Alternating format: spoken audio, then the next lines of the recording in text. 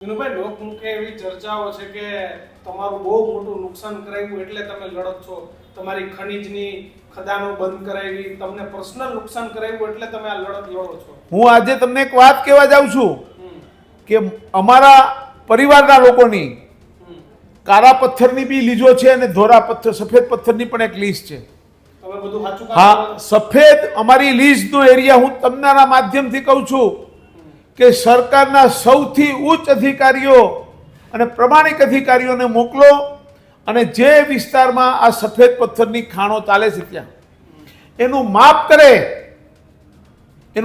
કરે, એમાંથી કેટલું ખનિજ કાઢવામાં આવે એનું પણ માપ કરે અને જુનાગઢ જિલ્લો અને ગીર સોમનાથ જિલ્લામાં આ લીઝમાંથી જેટલી રોયલ્ટી ભરવામાં આવી છે એટલી રોયલ્ટી જો કોઈએ પણ ભરી હોય ને તો પણ અમે જે સરકાર સજા આપી અમે ભોગવવા તૈયાર છે. સૌથી વધુ રોયલ્ટીઓ અમારી ખાણોમાંથી ભરાય છે. ચોરી અમે નથી કરતા.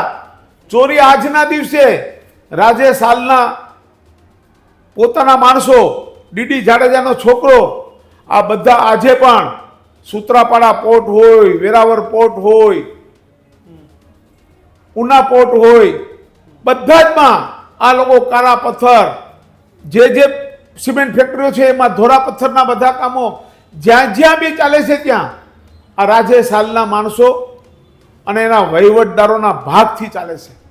જંગલ ખાતાની વિસ્તારમાંથી આ લોકોની ઓફિસના માણસોએ પણ કાળા પથ્થરની ચોરીઓ કરી છે. કલેક્ટર ઓફિસમાં બોલાવી જંગલ ખાતાના અધિકારીઓને દબડાવવામાં આવ્યા છે કે તમારે ત્યાં કંઈ માથાકૂટ નથી કરવાની, એ કામ અમારું છે.